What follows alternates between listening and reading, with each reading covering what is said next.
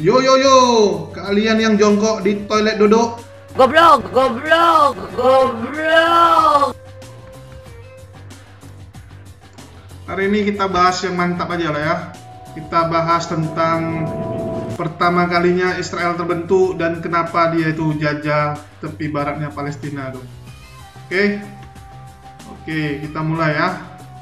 Kalau kita lihat peta ini, kalian lihatlah nih yang daerah warna hijau nih. Ini tempat tinggalnya orang Palestina, alias negara Palestina. Sedangkan yang warna biru ini wilayahnya pemukiman Israel. Total semua penduduk yang tinggal di sini nih ada 3 juta jiwa. Dimana tuh 20%-nya tuh ya orang Yahudi tuh yang tinggal di pemukiman Yahudi tepi barat. Mereka tinggal di tepi barat yang merupakan wilayah Palestina.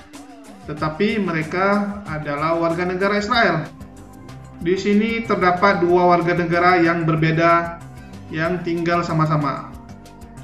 Tampak di sepanjang jalan nih dibatasi oleh pagar berduri. Yang dimana tuh sebelah kiri kanan tuh ya karena wilayah Palestina, jadi dipagari nih supaya nggak dilempar. Sekarang mari kita lihat peta ini terlebih dulu, sehingga kita tahu nih apa yang sebenarnya telah terjadi di sana. Mari kita kembali dulu ke tahun 1948. Admin pun belum lahir nih, ada yang udah lahir nih 1948. Udah tua Anda kalau lahir ya, hebat juga masih hidup. Saat peta pembagian wilayahnya, wilayah ini masih sangat berbeda dengan sekarang. Sebelumnya seluruh wilayah ini adalah wilayah jajahannya Inggris.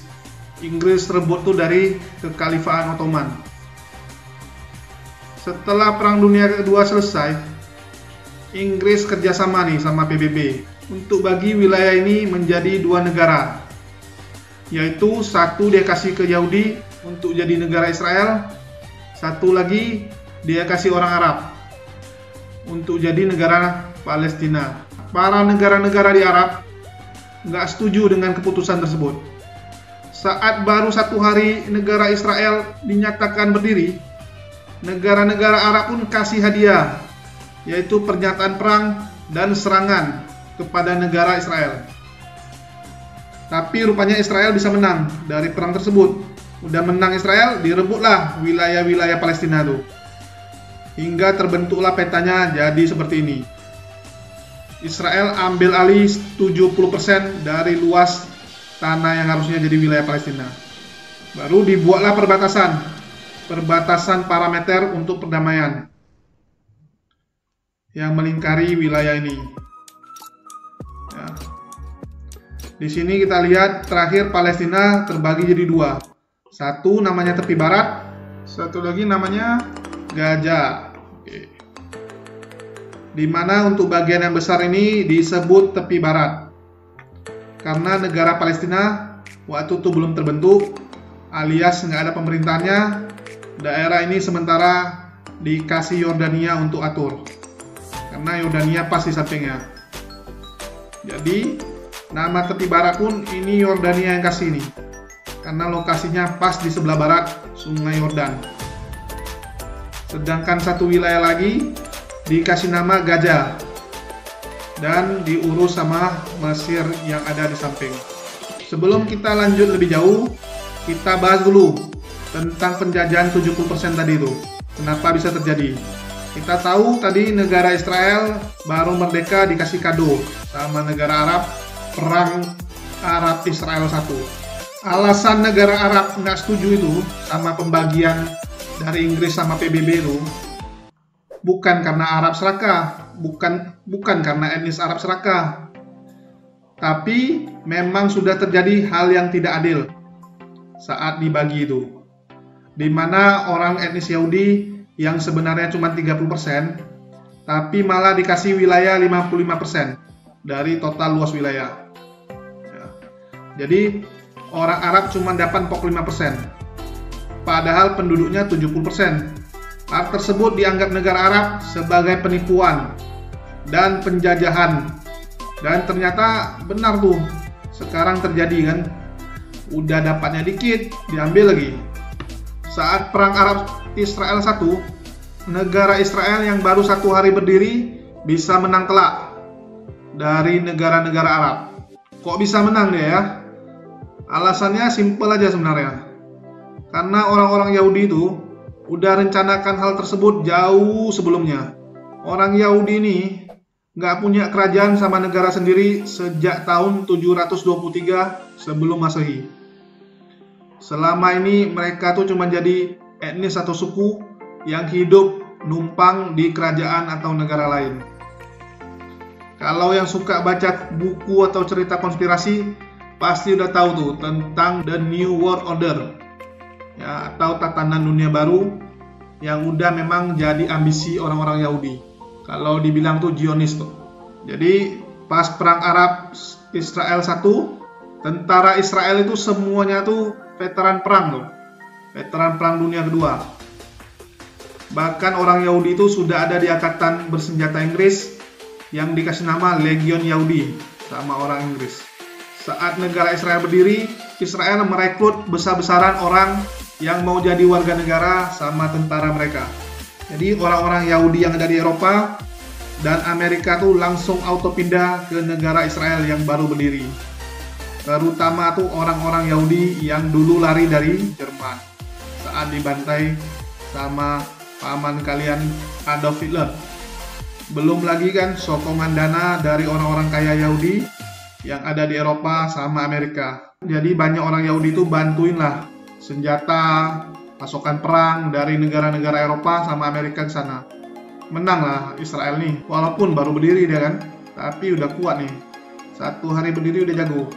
Jadi udah si Yahudi duluan dapat 55%, diambil lagi nih 70% dari yang 45% aja. Jadilah kalau dihitung tuh, Israel mendapatkan 87% dari total luas wilayah itu. Kacau lah jadinya kan. Karena pengaruh orang-orang Yahudi di pemerintahan Eropa sama Amerika, PBB itu cuma bisa bilang nggak boleh, tapi nggak berani ambil tindakan terhadap Israel. Orang Israel bilang, ya ini sah-sah aja karena ini hadiah perang, dia bilang. Lalu pada tahun 1956 terjadi lagi Perang Arab Israel Ronde kedua, atau yang kita kenal sebagai Perang Terusan Suez. Ya, 1956 tuh tahunnya ya. Asal-usul perang ini saat Presiden Mesir Gamal Abdul Nasir atau yang biasa dipanggil Mang Gamal menasionalisasikan perusahaan yang mengurus terusan Suez. Alasan Mang Gamal nih, dia buat itu karena Amerika tidak menepati janji untuk membangun Bendungan Aswan. Bendungan Aswan itu fungsinya menahan luapan Sungai Nil kalau lagi meluap tuh tidak membanjiri panen-panen negara Mesir. Mang Gamal Abdul Nasir ini menasionalisasikan terusan Suez tuh tujuannya ya untuk bisa bangun Bendungan Aswan ini, bukan karena macam papa mau minta saham tuh ya. Isu kok kena terus. Inilah sesuatu penjoliman pada saya. Tapi Prancis sama Inggris yang punya saham di perusahaan terusan Suez ini marah besar. Israel pun sebenarnya lagi stres sama Mesir karena kapal-kapalnya nggak dikasih lewat sama Mesir di Selat Tiran. Ini Selat Tiran nih. Jadi kapal Israel tuh kalau mau ke Asia, mau ke Timur Tengah tuh harus lewat Selat Tiran ini.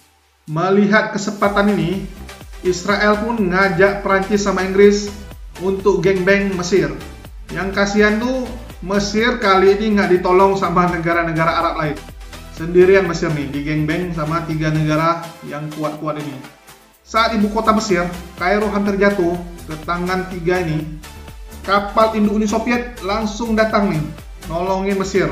Untung kapal induk Uni Soviet datang.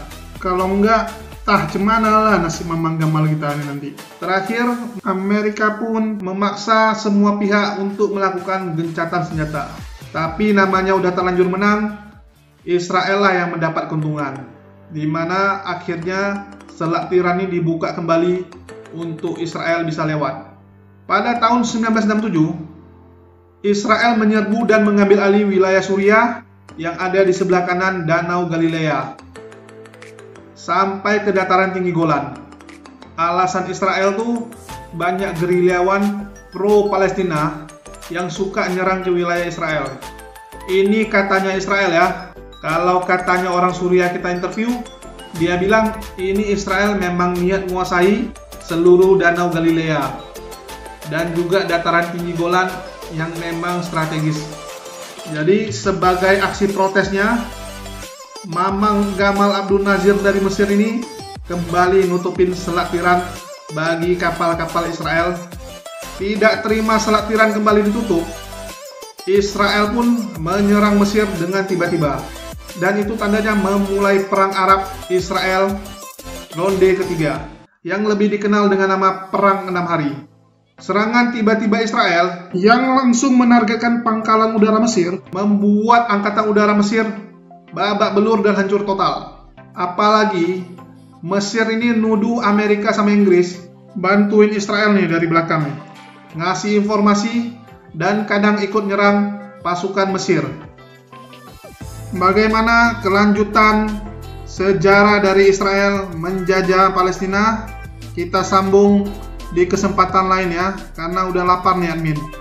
Habis itu ini subscriber nih nggak nambah-nambah nih. Kalau nggak nambah nggak mau lah admin buat lagi. Capek nggak ada guna woi.